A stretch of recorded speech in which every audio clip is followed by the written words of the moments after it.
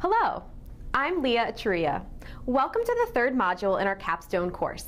In this module on successful speaking, you'll review the key points from the course Speaking Professionally in English and practice more skills to build your fluency and your confidence. Finally, to continue where you left off in the final assignment of that course, you'll organize and deliver a presentation about a personal accomplishment or sales pitch for a product or service. Through the things you learn in this course, you'll be able to build on the presentations you practiced earlier and incorporate vocabulary and skills acquired throughout the course. Before you begin to plan your presentation, I recommend you do a self-evaluation. You learned many ways to improve your pronunciation through the speaking course, and you made several recordings of yourself speaking. What parts of your speech worked well? What areas didn't seem so successful? And how can you improve those areas? To answer these questions, you need to evaluate or think about your pronunciation. What does this include? Let's take some time to review what you learned from our Speaking English Professionally course. Try to answer the next evaluation questions with one of these options: yes, somewhat, or no.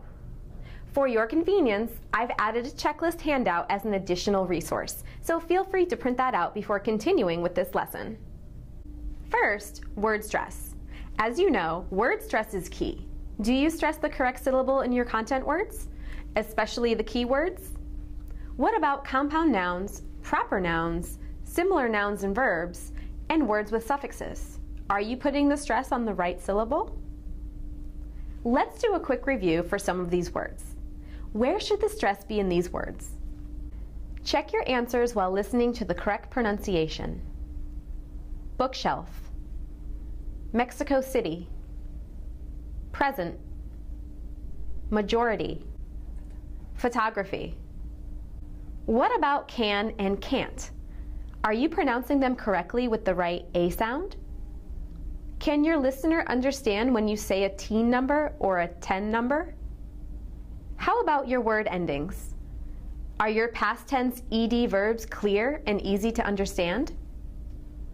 What about words with S endings? Are you pronouncing them correctly? For the questions you answer somewhat or no to, go back to some of the practice resources from the speaking course and try to improve those areas that need improvement. Next, let's evaluate your sentence stress and intonation. Again, try to answer these questions with one of these answers. Are you careful to put the most stress on your content words? The important nouns, verbs, adjectives, and adverbs in your sentences? Can your listeners really hear those words? If you pronounce very clearly, your listeners will even be able to see your words, to read your lips.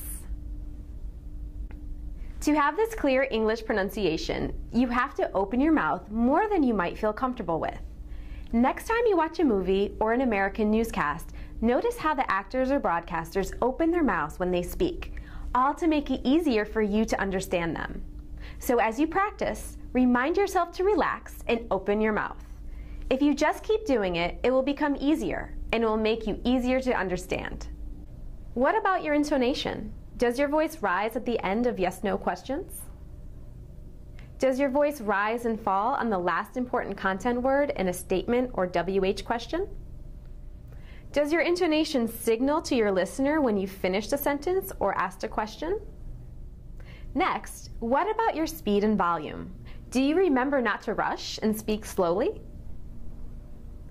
Do you pause before and after important points to give your listeners time to think about your message and to give yourself time to take a breath, to relax?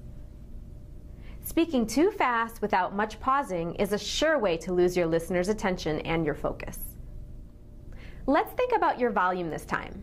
Do your listeners have to ask you to raise or lower your voice? Does your voice carry your energy? Do your listeners get excited with you or lose interest? Again, for the questions you answer somewhat or no to, go back to some of the lessons or practice resources from the speaking course and try to improve those areas that need improvement. Aside from pronunciation, the way you organize your presentation or pitch will affect how you sound. Think about the 3 tells you learned about in the speaking class. It's also a great idea to include appropriate transition words like first, second, third, or first, next, and finally. If you are easy to understand, your listener will enjoy the experience and want to build a relationship with you. To review organization, look again at Lesson 1 in Module 5 of our Speak English Professionally course. Once you evaluate your skills, you'll know what you need to focus on as you go forward. Now, I want to end this lesson with 2 very different activities to strengthen how you look and how you sound. As a teacher and a presenter over the years, I know that shaky nerves are probably the biggest reason speaking moments just don't go well. When you feel nervous, your body language and your pronunciation can really look and sound bad. And when you're communicating a new language, shaky nerves can happen anytime. So what can you do to calm those nerves? I think we've all said it, but I'll repeat it. Practice, practice, practice. And I don't just mean for a special event, an interview, a meeting, or a presentation. I mean, speak English as much as you can in everyday situations. Engage in lots of small talk and phone conversations. Find people you can practice English with, and then do it. Another way to calm your nerves is to practice how to relax. In today's fast, stressful world, learning how to relax is an important skill. And if you do it, it will help your speaking as well as reduce your stress. The simplest cure for a stressful speaking moment is to slow down and breathe. Breathe deeply. Breathe in and breathe out. This deep breathing feels good and produces a calming feeling. As I mentioned in the Speak English Professionally course, practicing the power pose developed in Amy Cuddy's TED Talk is another way to boost your confidence and calm your nerves. Finally, if you want to try something that's fun, challenging, and another great way to practice and improve your fluency, give yourself a tongue twister workout. Do you know any tongue twisters? She sells seashells by the seashore. Peter Piper picked a peck of pickled peppers.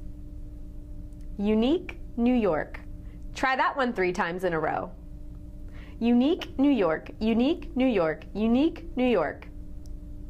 In many speaking classes, tongue twisters always make everyone laugh. So be sure to do them with a friend or family member, especially a very young family member. Record them on your phone and share them.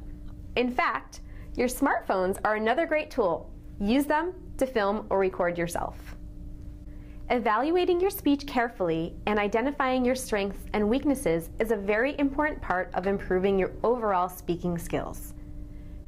In this lesson, you are doing a self-evaluation by reviewing the important speaking skills you'll need for your final assessment in this course and for your own professional success. Your self-evaluation should include how well you are with word stress, sentence stress, intonation, speed, volume, organization, and a little bit of body language. Again, use the checklist chart to help guide you better with the evaluation. We also looked at a few ways to increase your confidence and to have some fun. In our next lesson, I'll have some more tips for preparing your final assignment. I look forward to seeing you again soon.